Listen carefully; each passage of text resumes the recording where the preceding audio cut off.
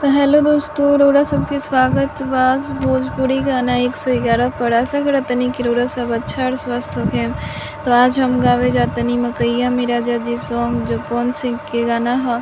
तो कैसन लगी कमेंट में बताएम लोग। और अभी तक चैनल के सब्सक्राइब नहीं कइले लोग तो प्लीज़ सब्सक्राइब कर ली लोग। बेल आइकन के दबावल मत भूली लोग। वीडियो अच्छा लगी तो लाइक कमेंट शेयर ज़रूर करी लोग। दोस्तों के पास ज़्यादा से ज़्यादा शेयर करी लोग। तो चलिए हम स्टार्ट करतनी गाना, बनल रही हमारा साथ। चढ़ल जवानी बा सुन ल यही समैया मेरा जाजी। चढ़ल जवानी बा सुन ल यही समैया मेरा जाजी। तमाजा मारे हमरा संगे चल मकैया मेरा जाजी। हमाजा मारे हमरा संगे चल मकैया मेरा जाजी।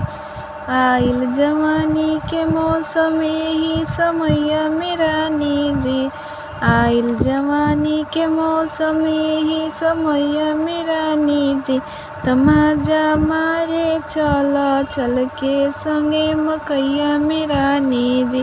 हमाजा मारे चल के संगे मकैया मेरा निजी। इहे उमर बा प्यार करे के, डर बा कौने बात के। मिलल बा मौका मकैया में चल लूटल हर मुलाकात के। इहे उमर बा प्यार करे के, डर बा कौने बात के। मिलल बा मौका मकैया में चल लूटल हर मुलाकात के। लेला हमरा के अकवरी में रस पैबा राजा जी।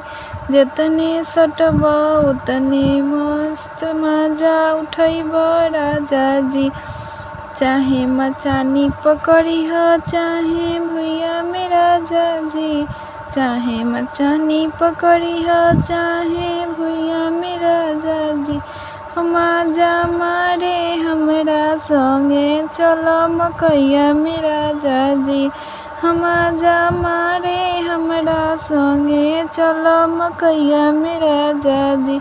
अब नइखे दिलवा काबू में, दिल धड़ के रफ्तार में। आवो जल्दी से डार्लिंग अब हमरा अखबार में। अब नइखे दिलवा काबू में, दिल धड़ के रफ्तार में। आवो जल्दी से डार्लिंग अब हमरा अखबार में।